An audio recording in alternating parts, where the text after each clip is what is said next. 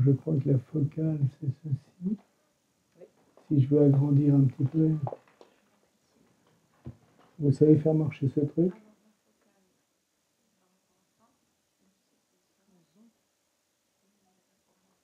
Voilà, peut-être comme ça. On va peut-être essayer comme ça. Bon, voici la radio lunaire distale. Hein.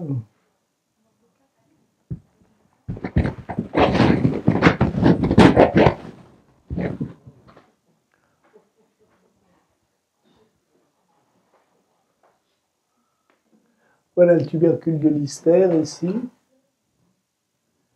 Alors, vous savez que pour les tendons, pour se retrouver, il y a un phare dans la nuit qui est le tubercule de Lister.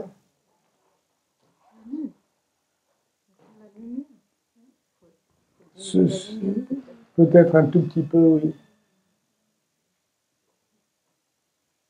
Le tubercule de Lister pouvant être relativement moins marqué chez certaines personnes, il est ici, et plus chez d'autres, avec du côté ulnaire du tubercule de Lister, on a ici le long extenseur du 1, et ici, on a le paquet des extenseurs dont on a parlé tout à l'heure. Voilà le rétinaculum des extenseurs, je vais vous montrer. On retrouve ici ce rétinaculum des extenseurs. Quand on regarde par rapport aux autres, on s'aperçoit qu'il est plus épais, plus massif.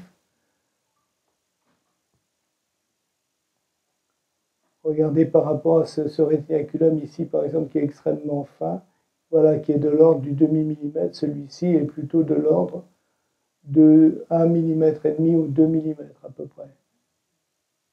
Alors, un petit détail que je ne vous ai pas signalé tout à l'heure, en fait, à chaque fois qu'il y a un rétinaculum, ça c'est une règle générale dans l'anatomie humaine, à chaque fois qu'il y a un rétinaculum, il y a un appareil de glissement.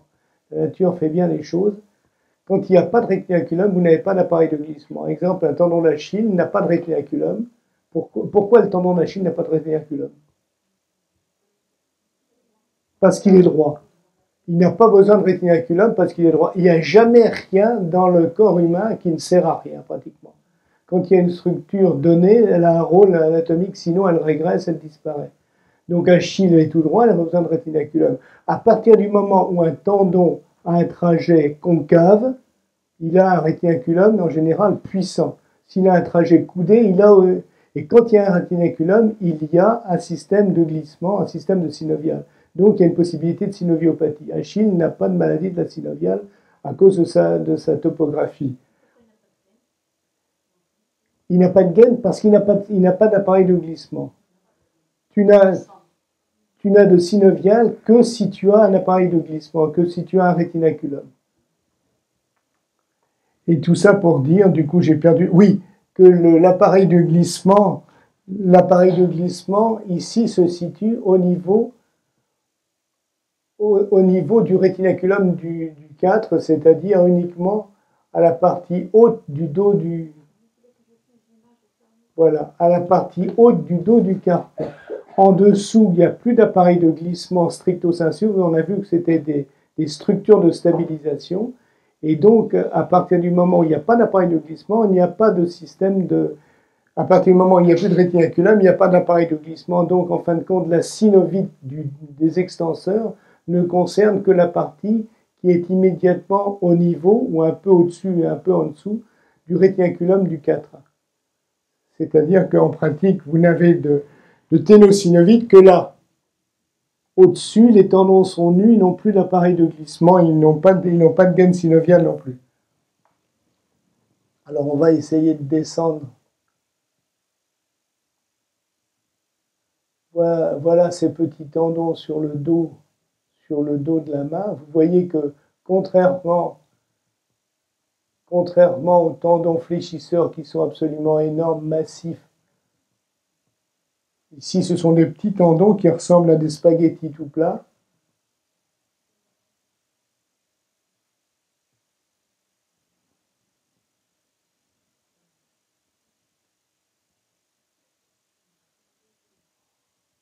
Voilà, ici on est à peu près à la partie distale.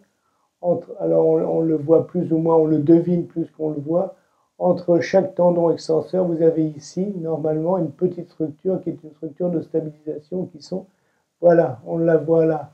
Vous voyez, au sommet de cette espèce de petit fil là, tendu entre les deux tendons extenseurs, entre cet extenseur-là et celui-là, vous avez ici une espèce de petite structure linéaire extrêmement fine qui sont les jonctions intertendineuses. Je descends, je descends, je descends, et j'arrive ici, voilà, sur le dos de la MCP. Alors on va mettre un gros paquet de gel, je vais vous noyer dans le gel.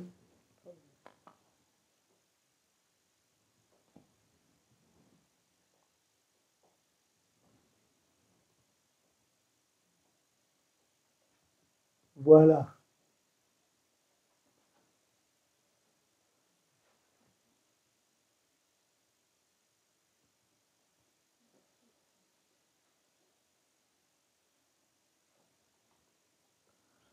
Voici ici la tête du méta, voici l'extenseur.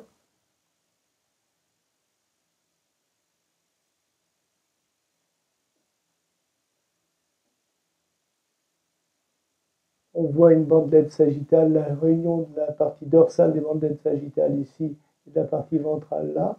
Et les bandelettes sagittales, on les voit uniquement ici, à partir de la vallée intermétacarpienne, c'est l'artefact d'Ennis.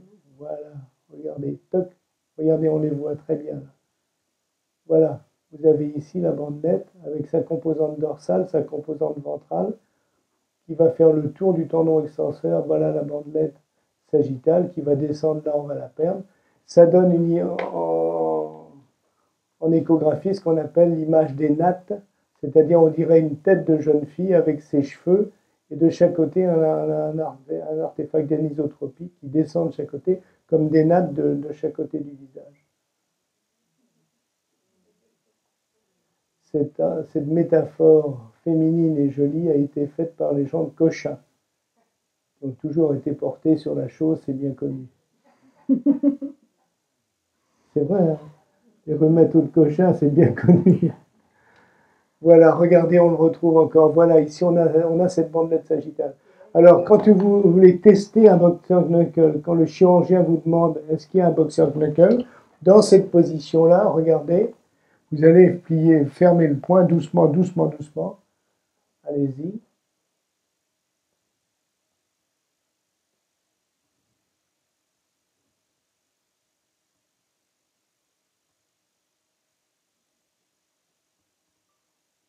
Alors là, j'ai un tout petit peu de mal quand même.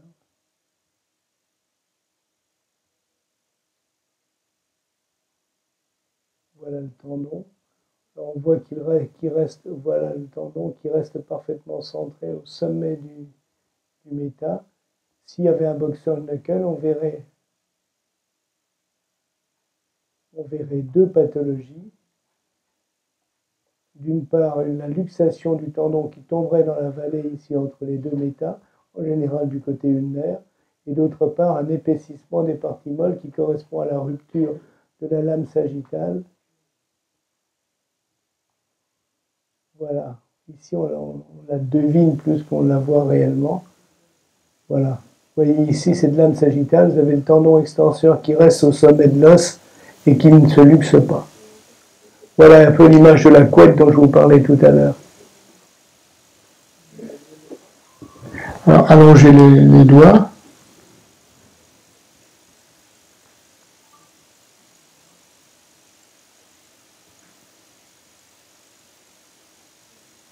Voilà la bandelette médiane. Est-ce qu'on peut agrandir encore un tout petit peu l'image? Voilà. Voilà le tendon extenseur sur le dos du doigt. Voilà le tendon extenseur, le voilà. Voilà.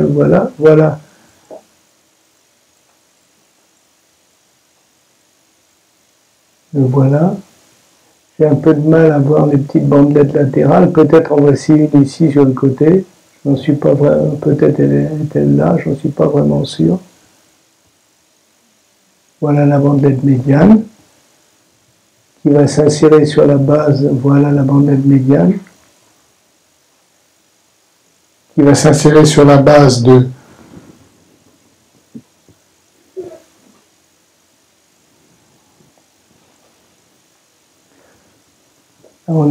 voilà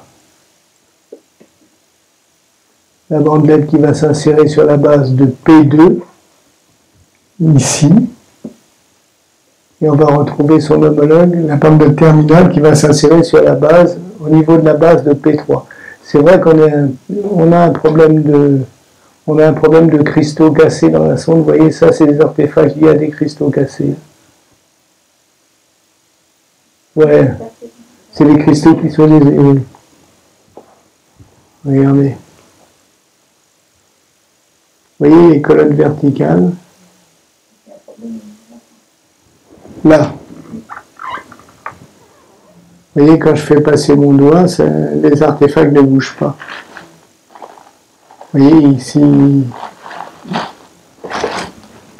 Alors, on va essayer de s'intéresser à la plus facile, c'est au tendon fléchisseur. Alors, on va tourner, oui.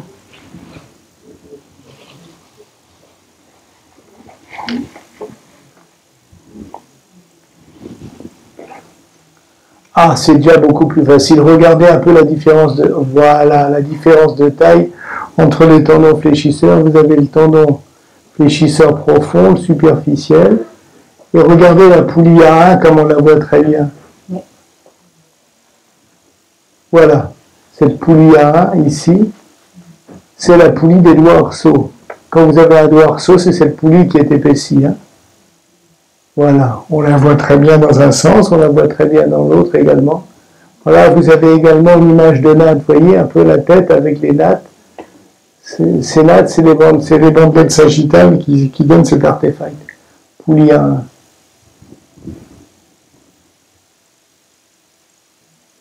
Poulie A2, avec sa forme très particulière, la poulie A2, regardez. Hop. Voilà, on la voit très bien. La poulie A2 ressemble à un spermatozoïde avec une grosse tête et une queue. Sa partie distale est arrondie, relativement épaisse, et sa partie proximale, c'est comme une queue. Et vous voyez que les tendons fléchisseurs collent à la corticale. Et surtout restent collés dans des... Voilà, vous allez fléchir le doigt. Allez-y, moi je vous empêche... Voilà, fléchissez, non, allez-y à force, faites comme ça, et restez fléchis. Attendez, on va se remettre sur la poulie A2.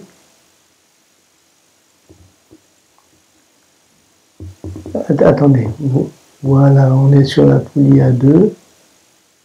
Fléchissez. Vous avez le droit d'avoir une toute petite élasticité, surtout chez une femme, l'axe un petit peu, relâchez. Voilà, vous voyez que ça bouge pratiquement pas. Et dans les poulies, dans les ruptures de poulies, vous allez avoir un décollement de 2 mm, à peu près 2-3 mm, en fonction du nombre de poulies lésées. En flexion contrariée, vous demandez une flexion, vous gardez votre doigt à vous ici sur l'extrémité du doigt. Et puis, normalement, on ne doit pas avoir de flexion, pratiquement pas avoir de flexion. Voilà la poulie ici A3. La voilà. Vous voyez, c'est l'espèce de petit trait noir. Voilà la poulie A3 ici.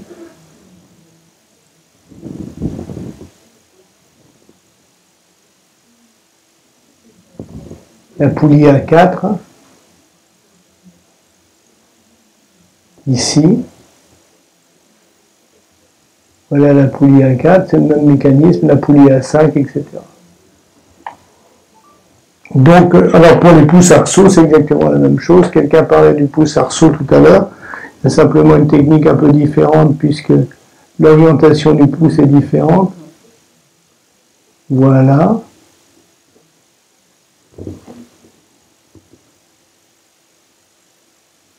Voilà la poulie A1, on la voit très bien là-haut, juste au-dessus de ma flèche.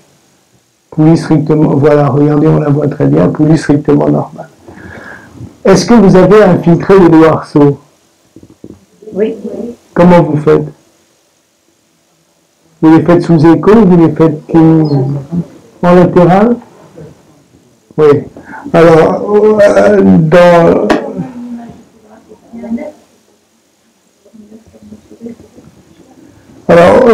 je peux vous dire comment on fait dans ma maison. Écartez un petit peu les doigts. Voilà. On met la main comme ça.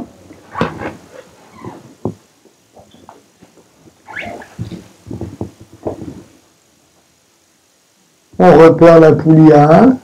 On va prendre celle du 3 par exemple. Alors celle du voilà, on va venir, voilà la poulie à 1 vous voyez, on la voit parfaitement bien avec là l'image est bonne, il n'y a rien à dire.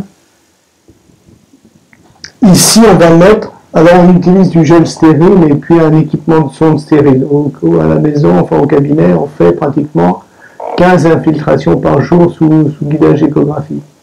Donc à chaque fois c'est le matériel stérile parce que sinon il y a trop de risques. Donc on met un volumineux paquet de gel stérile ici.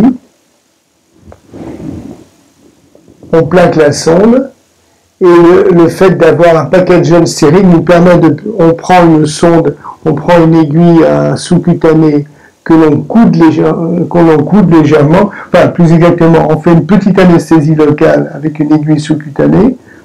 Ensuite, on prend une autre aiguille sous-cutanée que l'on coude légèrement. On va piquer 5 mm au-dessus du pli de la base du doigt, à peu près.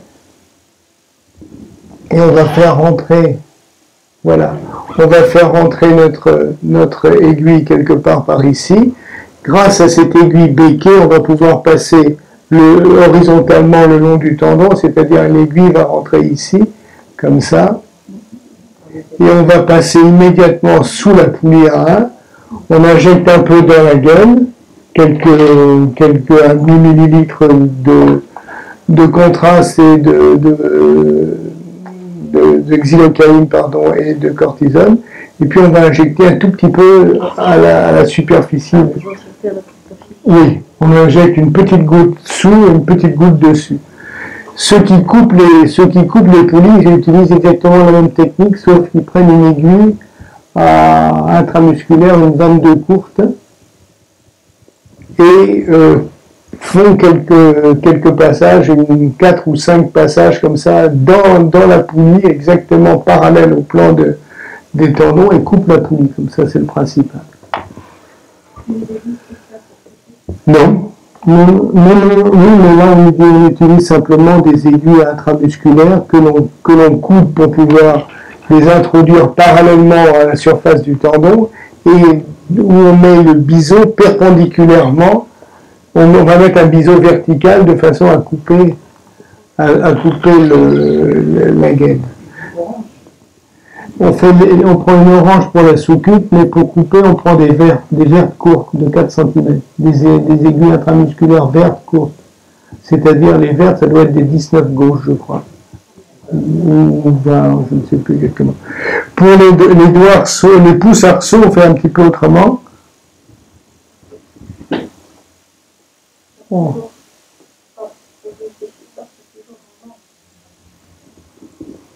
Pour les doigts longs en longitudinal. Pour le pouce arceau, on va piquer en transversal, c'est-à-dire que on repère la poulie à 1.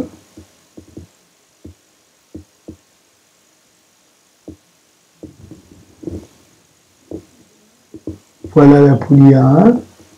La voilà là-haut. On se met en transversal. Alors on le fait avec une sonde club de golf parce que c'est beaucoup plus facile, c'est beaucoup plus petit. Et on va piquer par le bord, ici, le bord radial. On va glisser l'aiguille. Voilà, on va glisser.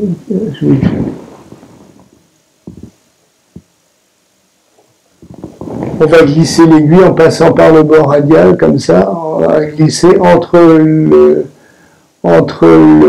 la poulie à 1 et le tendon. Hein? On ne peut pas piquer en longitudinal sur les... Enfin, on peut... Je ne sais pas si on peut pas. Nous, on pique comme ça, en tous les cas.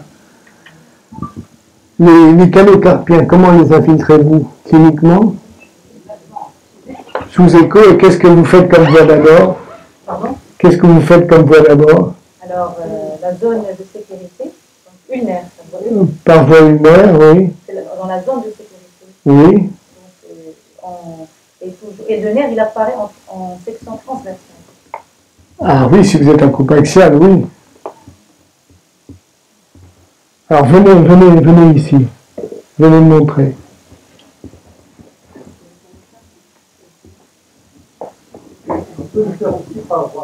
On peut le faire des deux côtés. Allez-y. Asseyez-vous.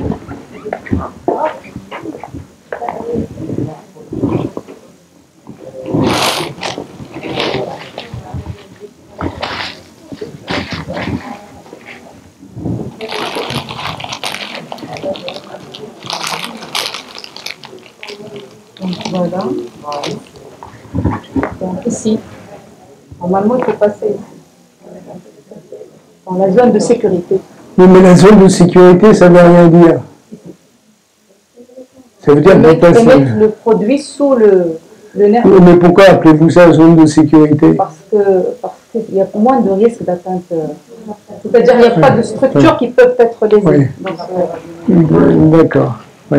Alors, oui, alors ça dépend. On peut également passer par voie radiale.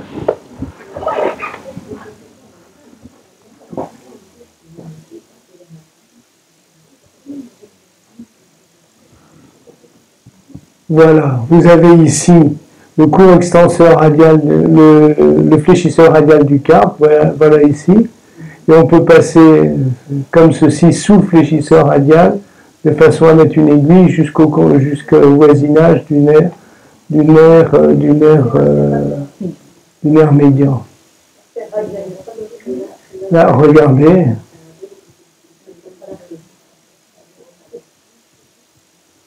Voilà, je passe là, vous voyez que l'artère radiale n'est pas là. Donc en fait, les zones de sécurité, c'est simplement qu'il faut passer à l'écart des vaisseaux. Mais il n'y a pas de zone de sécurité absolue. Le coup de passer sous le tendon fléchisseur radial du carpe, c'est pas mal parce que ça freine votre aiguille. Quand vous passez par voie ulnaire, surtout avec une toute petite aiguille extrêmement fine pour ne pas faire mal, vous avez tendance à filer. Vous n'avez pas d'élément d'obstacle jusqu'au nerf médian. Alors, il faut vraiment le contrôler sous écho en permanence. Hein. Là, l'aiguille est peut-être un peu plus calée, et donc vous l'enfoncez de façon un tout petit peu, elle est peut-être un peu plus stable. Enfin, nous, c'est comme ça qu'on fait, mais on peut imaginer de faire autrement. Hein. Il y en a également qui piquent dans le sens longitudinal. Moi, je trouve que c'est mieux de piquer la transversale parce que vous voyez en permanence ce que vous faites. Les ténosynovites de Descarvin, comment est-ce que vous les piquez? En longe, oui, ça dépend un petit peu. Au cabinet, on a les deux pratiques. Voilà, on voit très bien ici le rétinaculum, on voit très bien le rétinaculum du court extenseur et du long abducteur là-haut. Alors, certains du groupe mettent une petite cale comme ceci, mettent le poignet en flexion ulnaire, coudent leur aiguille et passent ici. Passent ici, vont arriver en mettant un gel pad ici, de façon à voir le trajet de l'aiguille, vont passer comme ça et vont aller glisser sous le rétinaculum, puis une petite goutte en surface, vraiment une petite goutte en surface pour ne pas faire d'acromie ou de lisse de la graisse sous-cutanée. Et une deuxième partie de l'équipe passe comme ceci.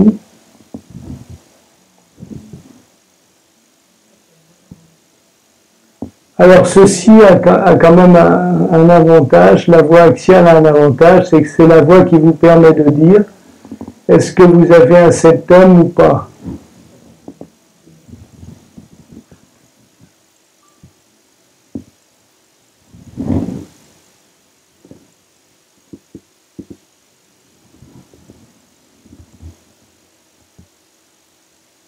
Voilà.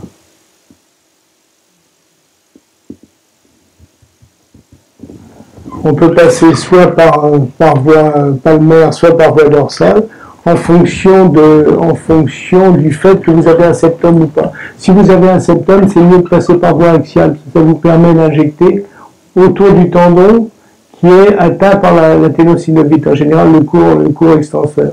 Si vous n'avez pas de septum, vous pouvez faire comme vous voulez, passer par où. Voilà. L'extension urinaire du carpe.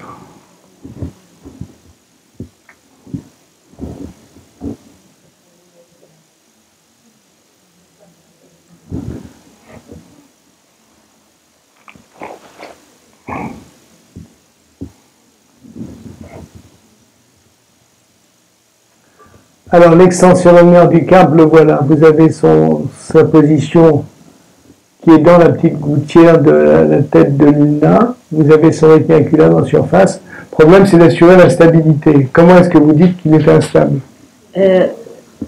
En faisant le... Alors, il y a deux façons. Chez moi, il est instable. Il est instable.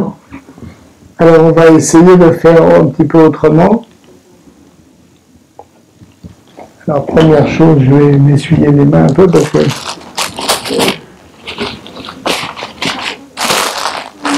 Tenez, on va mettre ça parce que sinon on va ressembler à une frite ou deux frites géantes.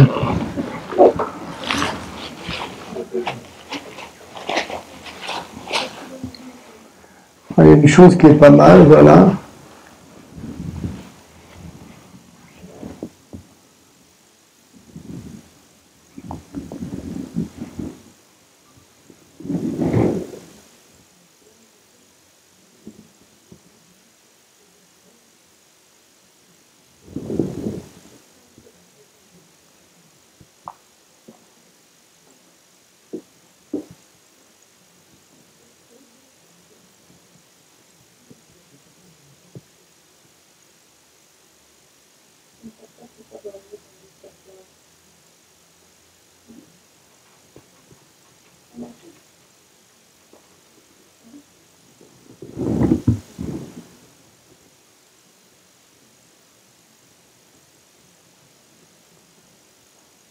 Il n'y a pas l'air de sortir de sa gouttière.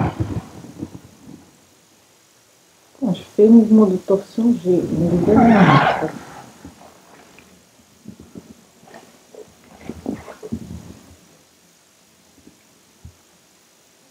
Et la gouttière, elle est normale?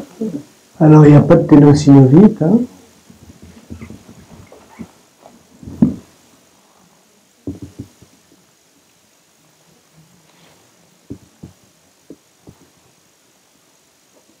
Voilà, on le voit là. Il n'y a pas de ténosynovite. La gouttière est un peu plate, mais ça, c'est des variantes anatomiques. Vous avez vraiment très mal là? Oui. Moi, je crois que c'est une partie, cette région-là, ça peut être une pathologie de l'extension urinaire du carpe, mais ça peut être une pathologie de la radio-cubitale inférieure, la radio-urinaire distale. Vous avez en dessous le ménisque homologue, vous avez le ligament triangulaire, et ça, c'est une indication d'IRM. C'est plus de l'écho. L'écho est complètement insuffisante pour explorer cette zone-là. On peut dire qu'apparemment, c'est pas une instabilité de l'extension urinaire ni une ténosynovite. Donc c'est probablement autre chose et c'est une indication d'IRM. Je pense qu'il ne faut pas vouloir pousser l'échographie dans ses ultimes retranchements. Il y a un gros danger quand on... Il y a un proverbe français qui dit « Pour qui n'a qu'un marteau, tout est clou ». Et c'est le problème de l'échographiste exclusif, c'est-à-dire que c'est comme quelqu'un qui porterait des lunettes roses avec des verres roses, il verrait tout en rose ou tout en bleu en permanence. Donc il y a des moments où l'échographie, c'est un outil extraordinaire pour voir certaines choses. Il y a d'autres moments, comme vous a dit Jean-Louis ce matin, l'échographie pour un crocopité, c'est intéressant. Ceci étant, quand vous craignez une pathologie intra-articulaire, il faut faire une IRM. Il n'y a pas de honte à dire, l'échographie ne suffit pas. Il faut connaître les limites. C'est comme la plus belle fille du monde, elle donne ce qu'elle a, mais pas plus.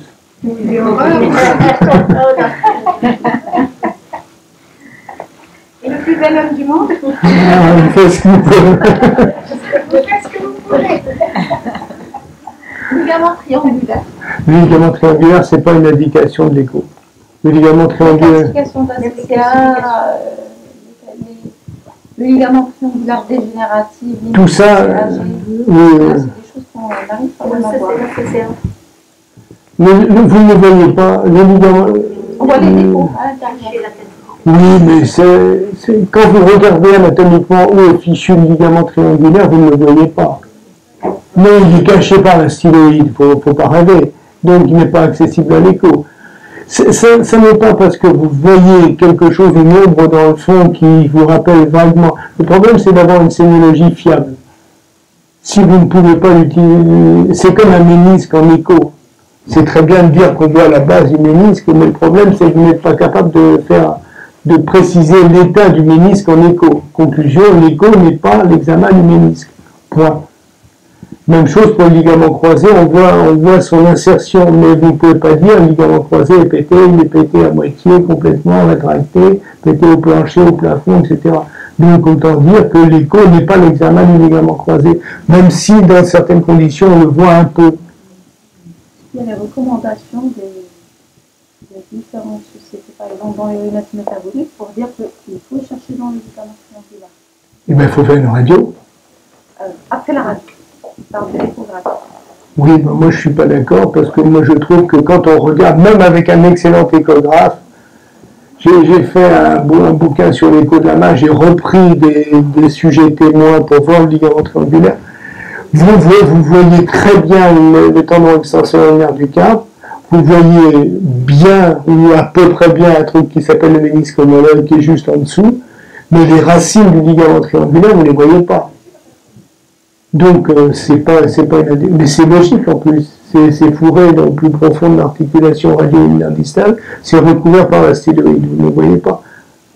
Par contre, vous voyez les petits ligaments radio-ulnaire antérieur, radio-ulnaire postérieur. Petits ligaments antérieurs et postérieurs d'articulation.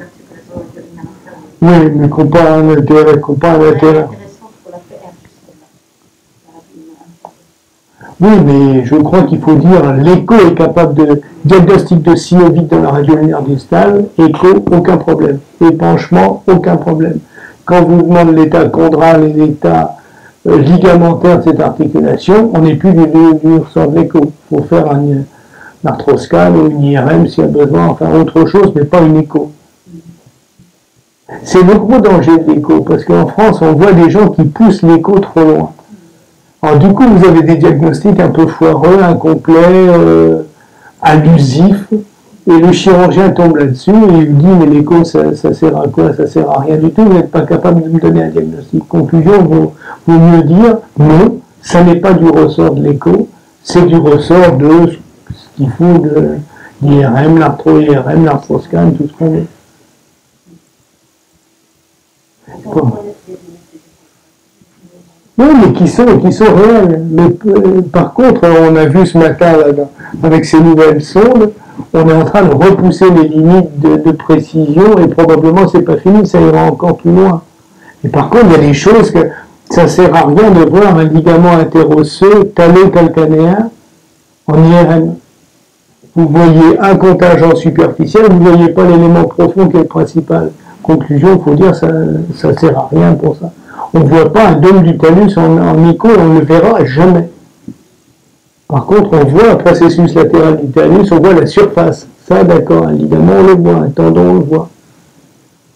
Mais il ne faut pas vouloir dire, un lisfranc, ça ne se voit pas à l'écho.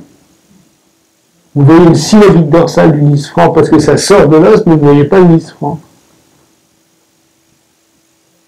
Et puis quand on peut pas. Si quand vous avez quelqu'un, un bonhomme qui est gras comme une loche, vous n'arrivez pas à le voir, ben vous dites c'est pas possible, je ne le vois pas.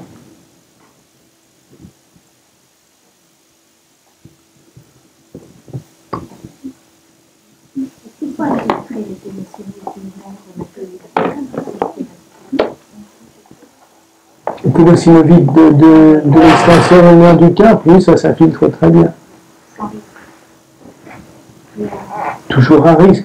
Mais on est capable maintenant d'aller mettre une petite goutte, vraiment très peu, avec une aiguille très fine, vraiment dans la gaine, on est capable de faire ça, donc la réponse est oui.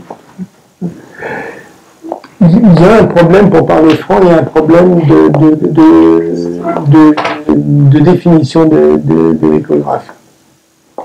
Si les rhumateux veulent progresser de façon significative en matière d'infiltration sous écho, il faut avoir les bons appareils. On n'est pas forcé d'avoir des appareils récents. On peut avoir des appareils qui ont plusieurs années, mais il faut atteindre un certain niveau de qualité, en dessous duquel on ne peut pas. C'est comme si vous voulez faire de la course, il faut un moteur suffisant dans la voiture, sinon ça ne marche pas. Et moi, je disais ce matin, j'ai une de mes filles qui est vétérinaire à Paris. Elle m'a dit, papa, je veux faire de l'échographie vétérinaire. Très bien, ma fille. Elle me dit que je n'ai pas beaucoup de sous parce que je viens de m'installer. Est-ce que tu ne peux pas essayer de me trouver un échographe? Je vais trouver un échographe d'occasion, un Toshiba Xario d'occasion. En fin de compte, ce Toshiba Xario d'occasion qui a 2 ou 3 ans, lui a pas coûté plus cher qu'un échographe, qu'un bas de gamme neuf, mais par contre, elle voit plein de choses. Donc il y a ce point-là qui est vraiment un point fondamental. Il faut atteindre un certain degré de qualité si on veut progresser dans le diagnostic et dans l'interventionnel. Et ça, on ne peut pas faire autrement. Voilà. Ainsi parla Zarathustra. Bon, bah écoutez, est-ce que vous avez des choses que vous voulez voir encore? Ou est-ce que vous êtes saturé, ça coule par les oreilles? Les nattes et les spermatozoïdes. On aura tout entendu. La maladie de Morton, on l'a vu ce matin, mais je vais bien vous montrer. Oh, oui. Ah ben ça, je vais vous montrer parce que c'est un point important. Je vais enlever ma veste, si vous voulez bien.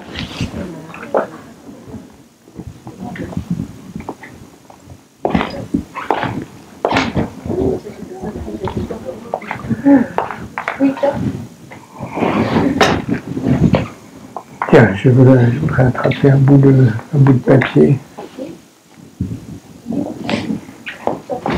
Voilà. Voilà comment je fais pour les drones de Morton et globalement ça marche pas mal du tout. Regardez.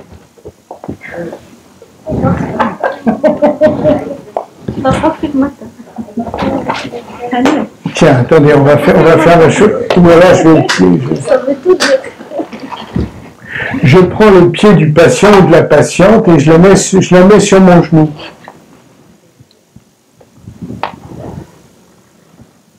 C'est du gel? Non. Il est là.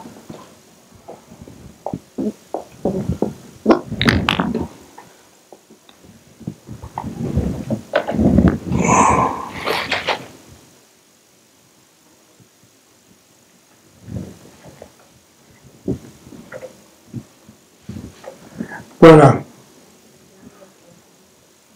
Regardez.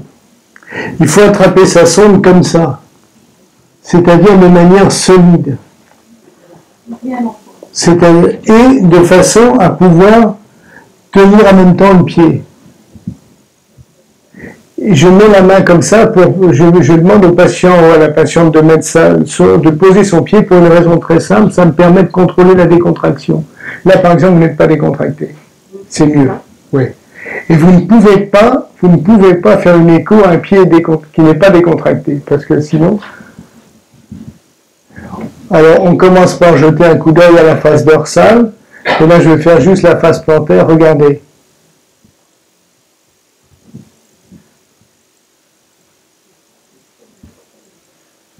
Je suis sur la 2e MTP, je vérifie que la plaque plantaire est bonne, n'est pas décontractée. Voilà, là vous l'êtes. On voit que la plaque plantaire est normale, on voit la tête, et je sais que je suis sur la 2e puisque je la manipule en manipulant l'orteil. Ensuite, je passe à côté, je passe au niveau de la 3e tête. Je sais que je suis sur la 3e tête. Tiens, est-ce que vous pouvez donner un tout petit peu plus de profondeur peut-être? Voilà. Et en baissant un petit peu la focale aussi. Et la fréquence, les deux.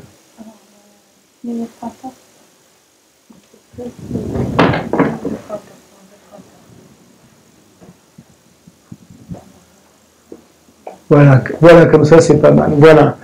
Oui, regardez, vous êtes sur la deuxième tête. Vous avez vérifié que la plaque palmaire, la plaque plantaire est bonne sur les manœuvres dynamiques. Là, ça, vous êtes supérieur à l'IRM puisque vous affirmez au chirurgien mordicus que votre plaque plantaire est vraiment tout à fait saine et bonne. Elle est mécaniquement efficace.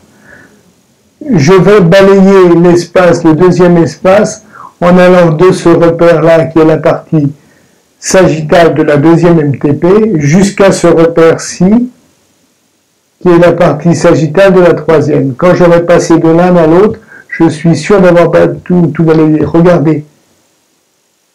Je l'ai l'image, là, s'il vous plaît. Voilà le paquet. Voilà le nerf. Voilà le nerf, à peine gonflé ici. Et voilà le nerf distal. Donc vous pouvez dire qu'ici, il n'y a pas de névrome de Morton. Ici, en pidaillant, on peut trouver un petit qui fait 2-3 mm, qui n'a strictement aucun intérêt et qui n'est pas symptomatique. Je reprends. Voilà. Et vous voyez avec mes doigts, j'ai mes doigts repliés en crochet qui sont ici dans le deuxième espace. Voilà, regardez, vous voyez cette structure longue qui passe là? C'est le paquet vasculo-nerveux. Voilà. Donc là-dessus, on peut dire, vous n'avez pas de névrome de Morton du deuxième espace, de façon certaine. C'est-à-dire que ça ne sert à rien que le chirurgien l'explore, si en cas d'intervention, il ne trouvera rien. Et on va aller à côté, on va faire la même chose pour... Voilà le même paquet vasculo-nerveux, vous n'avez pas de névrome de Morton du tout. Et donc ça vous permet de dire au chirurgien, elle n'a pas de névrome de Morton avec certitude. C'est-à-dire que si elle a mal au pied, c'est pas un Morton, c'est autre chose. Et grâce à cette technique-là, c'est ce que vous pouvez faire. Donc je vous montre le pied comme ça de façon à bien contrôler le degré, les doigts en crochet qui sont dans l'espace, la sonde dans l'espace, et vous travaillez votre espace. Vous travaillez votre espace comme ceci, en passant d'une tête à l'autre. Comme ça, vous avez les deux extrémités.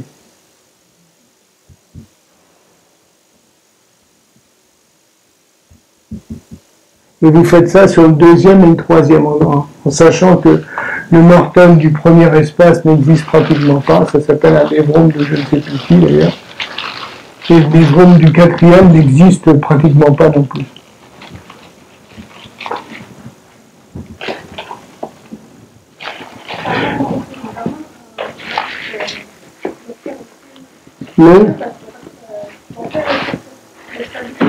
Oui. Non, moi je ne cherche jamais le Morton par voie dorsale, je les cherche toujours par voie plantaire. C'est plus facile puisqu'une plante, surtout chez une femme, un pied c'est relativement fin, une plante c'est plus mou. Donc quand vous mettez votre sonde, vous pouvez rentrer dans le pied. Tandis qu'avec vos doigts dorsaux, vos doigts pénètrent dans l'espace comme ça entre les deux métas. Inversement, c'est beaucoup plus difficile d'appuyer sur une plante et glisser la sonde entre les deux métas. Et donc, il vaut mieux mettre la sonde en plantaire et les doigts en dorsale que l'inverse. Alors, pour moi, quand on trouve un névrome, il y a un signe dont j'avais fait un petit dessin ce matin.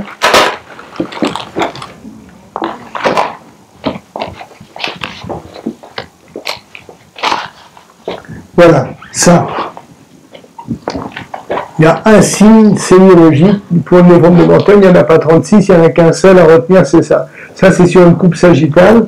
Vous avez une espèce de structure globalement triangulaire qui se continue avec le nerf en amont et en aval et qui est accompagnée d'une bourse satellite. C'est la bourse étant inconstante, mais très fréquente. Quand vous avez cette image-là, il n'y a pas de faux positif ni de faux négatif. C'est un névrome de Morton. Donc après, que vous l'énucléiez, que vous ne l'énucléiez pas, ça ne sert à rien. Si vous avez cette image-là, qui est la seule, vous avez le diagnostic.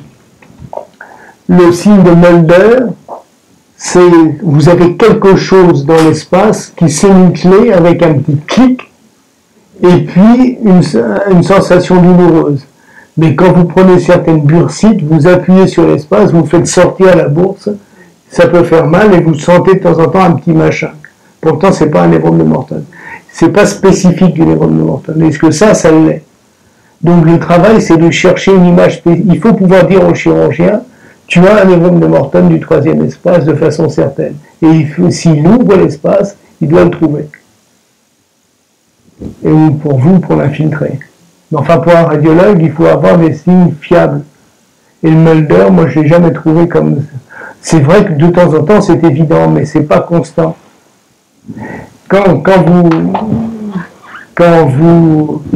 vous faites une IRM, vous avez l'équivalent des coupes coronales du pied. Et les coupes coronales ne sont pas fiables, puisque le névrome de Morton, c'est une espèce de boule qui saille en plantaire, point final, mais vous n'avez pas le signe de raccordement avec le nerf qui est le seul à vous dire c'est une lésion nerveuse. C'est pour ça qu'au cabinet, on fait le diagnostic de névrome de Morton, dans 80% des cas en écho. Et il y a 20% des cas merdiques pour lesquels on ne sait pas. On les reprend en IRM, ceux-là, et on les injecte en général, pour faire un diagnostic différentiel entre une synovite accompagnant une ténosynovite, c'est-à-dire entre la synoviale articulaire et la synoviale du tendon, il y a la plaque. Quand vous avez une association de synovite et de ténosynovite, vous avez une rupture de plaque, donc une instabilité. Entre une bursite atypique et surtout entre une déstabilisation avec un paquet synovial entre les deux têtes qui mime un Morton, mais qui ne se traite pas du tout de la même manière. Donc là, l'IRM est capable de vous faire ce diagnostic différentiel, et mal l'écho. Par contre, l'IRM est moins spécifique que l'écho. Voilà. Merci.